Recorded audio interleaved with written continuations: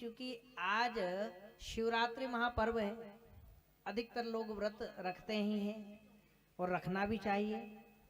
शिवरात्रि हुआ, कृष्ण जन्मोत्सव हुआ,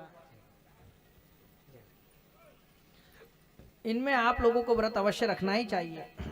इसके दो तीन कारण हैं। एक तो भगवान की उपासना हो जाती है, दूसरा आपके शरीर की शुद्धता हो जाती है।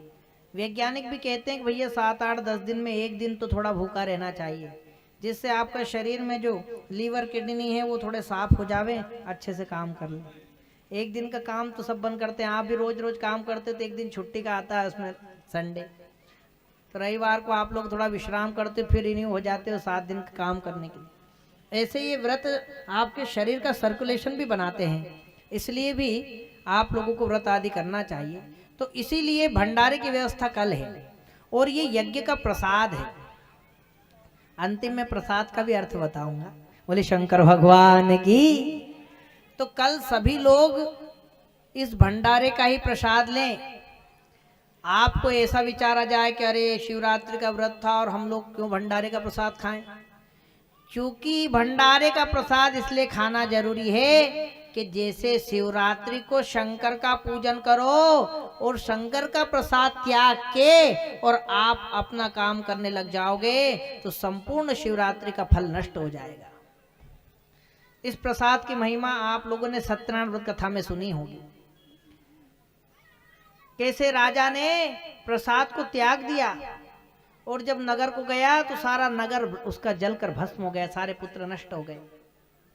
वापस वो राजा आए और उन राजा ने आकर जब देखा जहां ग्वाल बाल थे, फिर उनको बुलाया, फिर से सत्यनारायण व्रत कथा करी, उसका प्रसाद पाया तो जैसा का वैसा ही पाया। बोलो शंकर भगवान की। तो ये कोई भोजन नहीं है, ये प्रसाद है। इसलिए इस प्रसाद को खाने ही कलाना है, इसकी किसी भी को भी अवहेलना नहीं करना है। जो इस प्रसाद को छोड़ेगा उसकी शिवरात्रि व्यर्थ चली जाएगी। बोलो शंकर भगवान की। तो एक तो ये बात कि कल प्रसाद सब लोग जरूर पावे, जितना आपकी इच्छा उतना पावे, लेकिन यहाँ पा कर जावे। फिर आपके घर में आपको 56 पकवान बना खाना हो तो बाद में खा लेना, शाम को खा लेना। नहीं तो कहे गुरु जी एक तो हम 24 घंटे के भूखे और आप भंडारा का भोजन, तो कोई खिलेगा भंडारा का भोजन, ऐसा मन में आ जाए। तो इसको प्रसाद रूप में पाना है, कोई भोजन रूप में नहीं पाना। एक बात। दूसरी, अभी आज रात्रि में 6 तो बज ही गया है, 7 बजे तक तो हम लोगों को कथा चलेगी, आरती करते 7 साढ़े 7 बज जाएगा। आज इस विशाल हरिहर महोत्सव, विशाल महोत्सव की विशेष आरती रखी गई है। जो आपके यहाँ भी रामघाट आदि पर आरती होती है, वैसी आरती, महाआरती जिसको कहते हैं, वो महाआरती 8 बजे यहाँ होगी। तो उसमें भी आपको सम्मिलित होना, क्योंकि जब हम लोग कोई अनुष्ठान में आरती क्यों करते हैं, इसलिए आरती करते हैं कि संपूर्ण अनुष्ठान में कोई गलती रह जाती है तो वो आरती करने से समाप्त हो जाती। बोलो शंकर भगवान की जय। इसलिए हर काम में आखिरी में, आपको पता था ये बात, हर कर्म में आरती क्यों की जाती है? तो आरती इसलिए की जाती है कि पूरे अनुष्ठान में कोई गलती रह गई हो तो अंतिम में जब आरती करते हैं तो वो आरती से सारा विघ्न समाप्त हो जाता है, सारा दोष समाप्त हो जाता है। बोलो आरती माता की। वो ज्वाला है ना, वो सब जला देती है, कोई पाप दोष रह जाए तो। फिर किसी ने कहा कि गुरुजी अगर आरती तो सब कर्म को शुद्ध कर देगी, पर आरती में किसी ने गलती कर दी, तब आरती में भी तो गलती हो जाती, कोई ने उल्टी घुमा दी, सीधी घुमा दी, या किसी को आरती नहीं आती। कितने लोग हैं जिनको आरतियां आती है?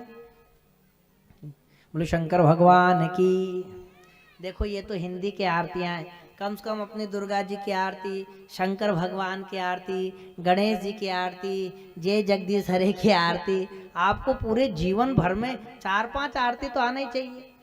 आपको अभी टाइम नहीं मिलता तो आजकल मोबाइल का आप लोग दुरुपयोग तो करते हैं पर सदुपयोग नहीं करते, उसके सदुपयोग भी किए जा सकते हैं। अरे उसी में एक आरती लगा ली, दिन भर में 50 बार सुन लो, एक ही दिन में याद हो जाएगी। बोले शंकर भगवान की। उसको साथ जेब में लेकर घूमो, साथ में लेकर रख लो तो ऐसे ही याद हो जाएगी। पर हम सदुपयोग करना नहीं सीखे, दुरुपयोग करना सीखे। तो इसलिए संपूर्ण आरती में कोई गलती रह जाती है तो आरती में जो घंटनाद शंखनाद किया जाता है ना, वो घंटी बजाने से वो घंटी की धुनी आरती के सारे पापों को नष्ट कर देती है। बोलो शंकर भगवान की। इसलिए आरतियों में शंख घंटी बजाए जाते हैं क्योंकि वो उस कमी को दूर कर देते हैं। हाँ, क्योंकि वो स्वयं मंत्र उच्चार जैसा है, जैसे ब्राह्मण मंत्र बोलता है ना, ऐसे वो घंटी के भी मंत्र उच्चार है, वो सारी पूर्णता कर देते। कोई कमी रह गई हो ना, सबको पूरी कर देंगे। बोलो घंटस्थ गरुड़ भगवान की, शंख भगवान की। इसलिए घर में शंख और गरुड़ भी जरूर होना चाहिए। 4-5 देवता बहुत मुख्य है। गणेश जी हो गए, ये माल चाहिए, लक्ष्मी जी हो गई, कृपा चाहिए तो विष्णु हो ही गए, गुरु चाहिए तो शिव हो गए, शंख और गरुड़ घर में हो जावे। हाँ, ताकि आप आरती पूजा करें, भोग लगावे। मंत्र नहीं आता, घंटी बजा दी, भगवान भोग लगा लेते हैं। मंत्र नहीं आता, भगवान को पूजा करना है, घंटी बजा दी, पूजा कर दो।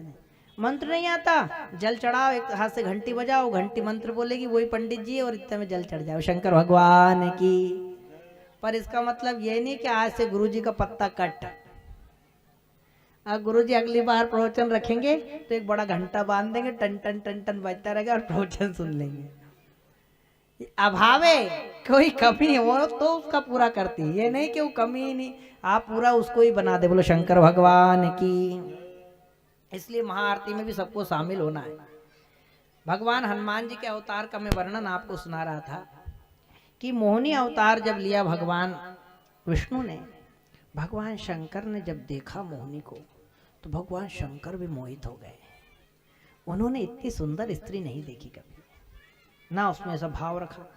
और चूंकि नारायण भगवान शंकर के इष्ट भी हैं, इसलिए उन्होंने सोचा मेरे इष्ट का इतना सुंदर रूप।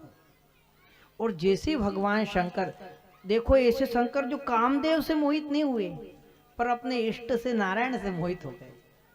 तो उसी समय भगवान शंकर का एक तेज निकला। जब तेज निकला तो ऋषियों ने उस तेज को पत्रपुट पर धारण कर लिया। क्योंकि जब भगवान, वैसे तो भगवान सब इच्छाओं को उन्होंने देखा कि नारायण के काज को संवारने के लिए मेरा कोई अवतार नहीं है। राम काज तब करी हूं, तब बल बुद्धि निधान, आशीष दे गई सुहर्ष चले हनुमान। राम काज लगी तब अवतारा, और सुनता भयऊ पर्वता का। राम काज के लिए भगवान शंकर ने कहा कि मेरा कोई ऐसा अवतार नहीं जो मैं राम के सहयोग के लिए करूं। इसलिए राम काज की सिद्धि हेतु भगवान शंकर ने वहां मोहित हुए। और उस मोहिनी नारायण को देखकर वो भगवान शंकर का तेज निकला और उस तेज को धारण कर लिया ऋषियों ने, और वही अंजना माता के कान से उनके गर्भ में प्रवेश करा दिया था। बोलो जगदम्ब मात की जय। वो शंकर का तेज अंजना माता के कर्ण के द्वारा, कान के द्वारा प्रवेश कराकर गर्भ धारण कर दिया था। इसलिए भगवान वायुनंदन हो गए। बोलो शंकर भगवान की। क्योंकि कान से कोई खाना तो खाया नहीं जा सकता, लेकिन कान में हवा चली जाती है, जाती है कि नहीं? मोटरसाइकिल में फड़ फड़ फड़ फड़ फड़ फड़ फड़ फड़ पूरी आवाज जाएगी। तो कान में हम लोग पानी नहीं डालते, भोजन नहीं डाल सकते, लेकिन वायु चल जाती है ना, तो वायु मार्ग से भगवान गए, इसलिए वायु पुत्र कहलाए। इसलिए बोलिए वायुनंदन भगवान की जय, शंकर भगवान की जय। ऐसे शिव महापुराण में हनुमान जी के अवतार का वर्णन दिखा है। भगवान का एक अवतार है दुर्वासा अवतार। बोलो दुर्वासा महाराज की। आपके यहीं चित्रकूट क्षेत्र में जगदम्बा अनसुईया जी का आश्रम है। ये माता अनसुईया के पुत्र ही हैं। माता अनसुईया के 3 पुत्र ब्रह्मा विष्णु महेश के रूप में उत्पन्न हुए। ब्रह्मा विष्णु महेश के अंश से, ब्रह्मा के अंश से चंद्रमा, विष्णु के अंश से दत्तात्रेय, और भगवान शंकर के तेज से दुर्वासा ऋषि प्रकट हुए। और ये दुर्वासा जिन्होंने एकादशी की महिमा बढ़ाई, यही गए थे अम्बरीश के पास, और अम्बरीश से इन्होंने द्वेष करके कृष्ण को भी उपदेश किया, अम्बरीश को उपदेश किया। नारायण का सबकी परीक्षा लेने के लिए भगवान ने दुर्वासा अवतार रखा था। बोलो शंकर भगवान की। इसलिए दुर्वासा ऋषि जब भी कोई बड़ा भक्त बनना चाहता है शंकर का, तो पहले दुर्वासा ऋषि पहुंचकर और उसकी परीक्षा लेते हैं। जैसे नारद पहुंचकर भगवान विष्णु के भक्तों की परीक्षा लेते हैं, जैसे प्रहलाद के लिए, ध्रुव के लिए, ऐसे भगवान दुर्वासा भी पहुंचकर परीक्षा लेते हैं।